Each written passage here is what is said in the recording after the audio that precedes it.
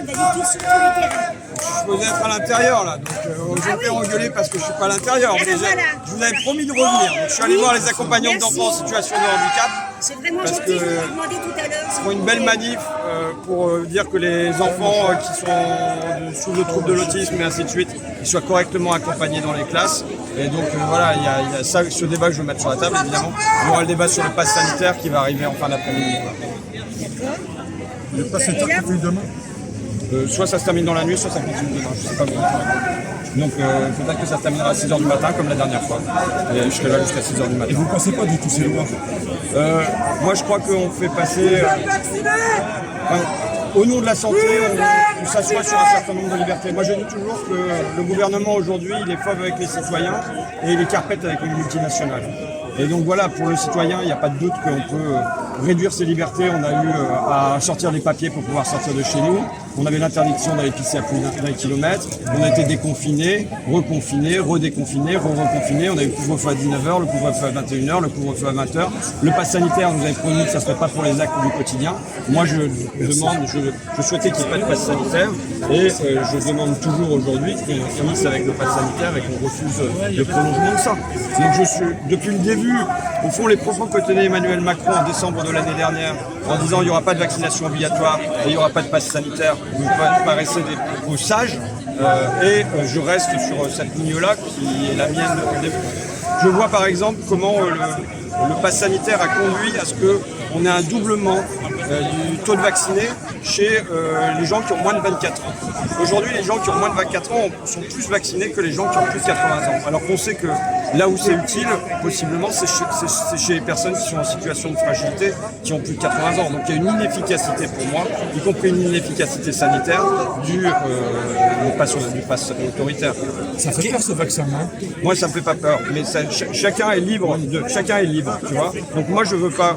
Je suis contre le pass sanitaire. Je suis contre le fait que les gens aient à montrer les papiers à l'entrée des restaurants, à l'entrée des ciné, et même que on installe dans la durée une espèce de population à deux vitesses, où il y a 10-15% de la population qu'on va accepter de tenir en marche de la société.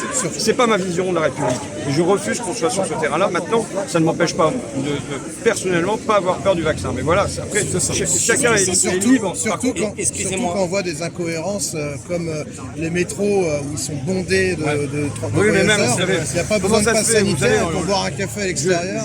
Je le disais déjà au mois de juillet, c'est quand même très étrange qu'on n'ait pas de risque d'attraper le virus dans les TER, alors qu'on a du risque d'attraper le virus dans les TGV. Donc, bon, voilà. Et le fait, pardon, si je peux me permettre, qu'ils veulent retirer le pass sanitaire si les personnes ne font pas la troisième dose.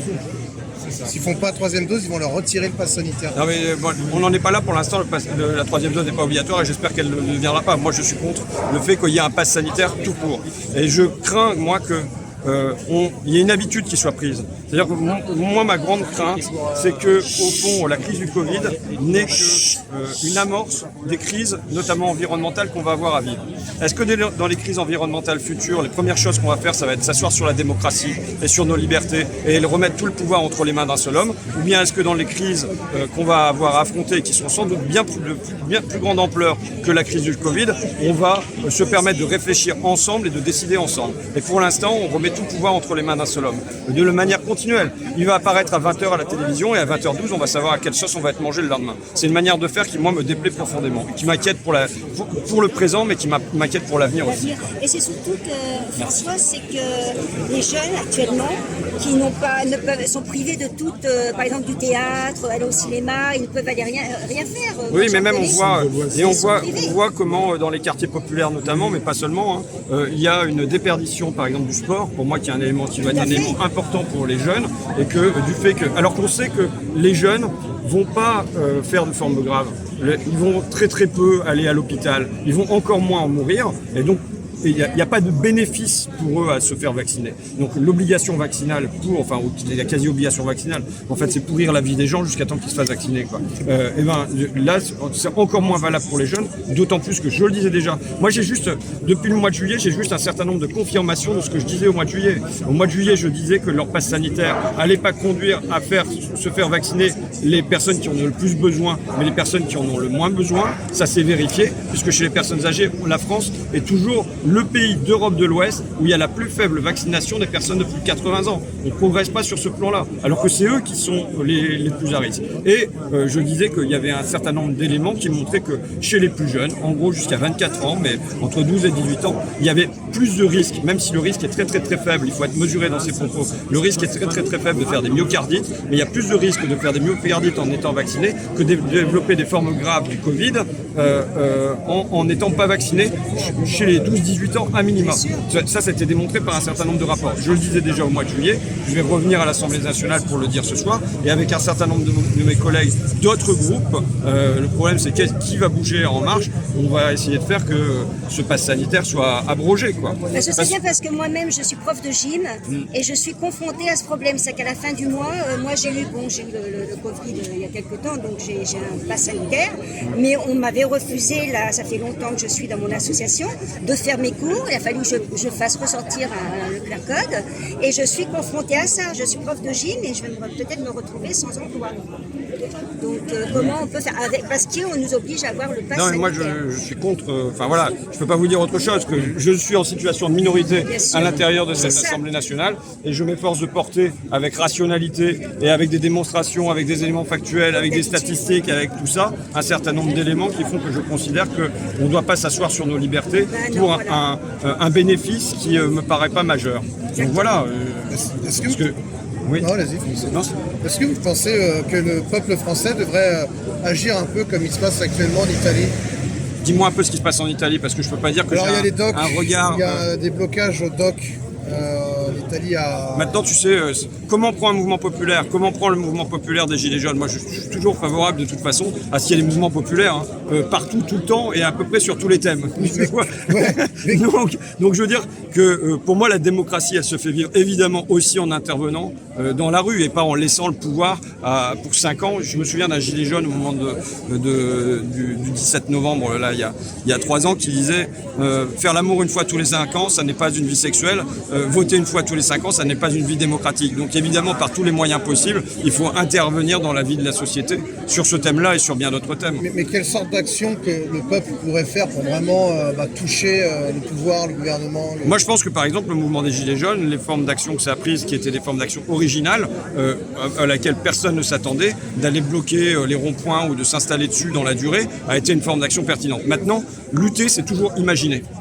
Si on reproduit la même forme, on sait que ça marche pas en général, tu vois. Et donc je pense que vous êtes en face de moi là, à être un certain nombre qui avait plus d'idées dans votre tête sur quelles sont les formes de lutte les plus adaptées que moi, qui passe la moitié de mon temps dans un endroit à me bagarrer face à des murs. Tu vois ce que je veux dire? Oui, le nerf de la guerre, c'est l'économie, c'est l'argent. Ouais, c'est une clé, mais après il y a un deuxième nerf de la guerre qui est l'image, il y a un troisième nerf de la guerre qui est la présidentielle qui vient, enfin il y a un certain nombre de nerfs de la guerre qui existent pour bouger le pays. Après, c'est comment on donne le sentiment aux gens qu'ils peuvent faire quelque chose sur leur pays. Par exemple, moi, la crise des Gilets jaunes, je l'analyse comme étant aussi une victoire. Pourquoi? Ça y est, c'est parti, je suis parti en mode démonstration, mais c'est pas grave. Mais je fais un rapport en faveur du RSA jeune au printemps dernier, en disant voilà, les premiers touchés par la crise du Covid, ça a été les jeunes. Et on leur fait payer quelque part la double peine, parce qu'on les a enfermés pour protéger les autres, et en plus, sur le plan social et économique, c'est eux qui payent, c'est eux qui font la queue pour les colis alimentaires et tout ça. Donc je demande qu'il y ait le RSA à partir de 18 ans. Mais au fil de mon enquête, on peut dire, mais y compris dans les statistiques, je découvre que suite à la crise des jeunes, il y a eu une prime d'activité qui a été mise en œuvre, qui compte pour 12 milliards d'euros par an. C'est pas rien. 12 milliards d'euros par an, qui a été en fait arraché par les Gilets jaunes sans qu'on le dise, et qui a permis de remonter quand même sensiblement un certain nombre de bas salaires. C'est pas rien. Ça veut dire, ce que je veux dire, c'est qu'il y a parfois, on remporte des victoires, et comme on est hyper défaitiste et tout ça, on ne montre pas qu'on a remporté des victoires. Or, si on veut demain encourager les gens à nous suivre, c'est en disant aussi, ça n'a pas porté tous les fruits qu'on voulait. On voulait le référendum d'initiative citoyenne, on l'a pas eu. On voulait pas de TVA sur les produits de première nécessité, on n'a pas eu.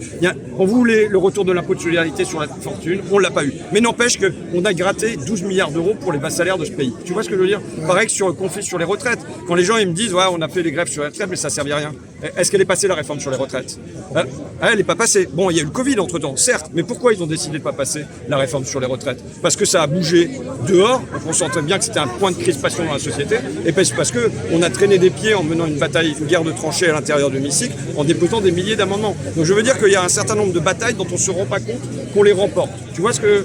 Donc bon voilà, donc avoir ce discours-là, c'est peut-être un discours encourageant pour dire aux gens, vous pouvez encore faire des choses qui reprennent main sur votre vie. Maintenant, je ne dis pas que ça marche à tous les coups. Moi, j'étais surpris par le mouvement des Gilets jaunes. À la fois, dès le premier jour, je l'ai accompagné, mais en même temps, je ne m'attendais pas à ce qu'il y ait cette ébullition avec, à mon avis, le premier jour, les 2 premiers week-ends, on avait 1 million, sinon plusieurs millions de personnes qui se trouvaient sur les ronds. La sauce devrait monter puisqu'il y a le pass sanitaire, il y a l'hausse du gaz, l'hausse de l'électricité, le prix de l'essence.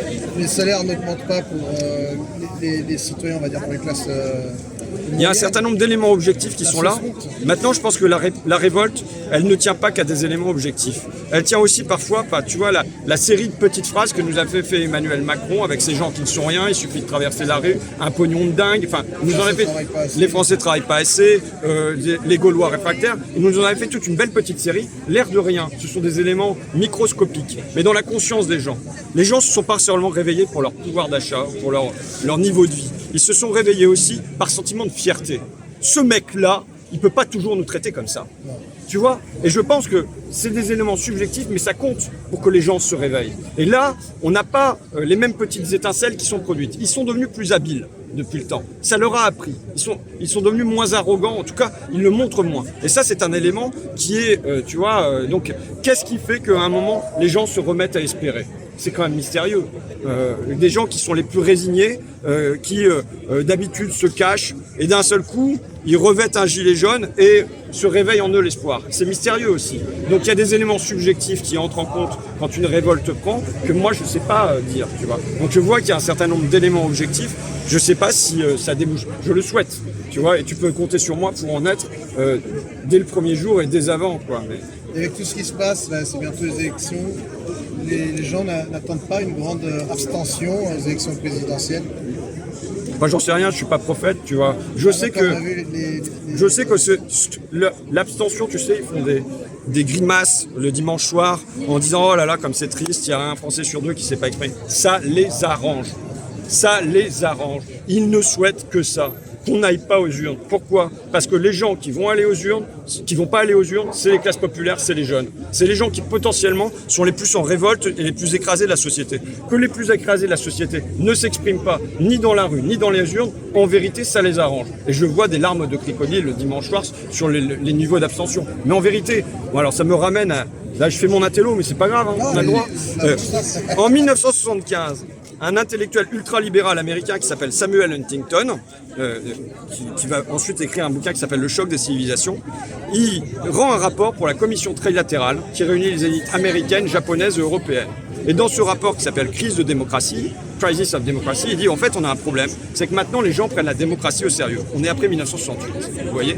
Et donc il dit, voilà, la démocratie ça fonctionne, mais quand les Noirs votent pas, quand les pauvres votent pas, quand les femmes votent pas, enfin quand il y a un certain nombre de catégories qui votent pas. Mais là, tous ces gens-là, non seulement ils votent, mais en plus ils se bougent, ils se mobilisent, ils militent. Bon, et ça, c'est pas tenable en démocratie. Et donc il dit, il nous faut, pour que les gouvernants puissent gouverner tranquillement, pour que les dirigeants puissent diriger tranquillement, et il l'écrit tel quel, il nous faut restaurer de l'apathie politique.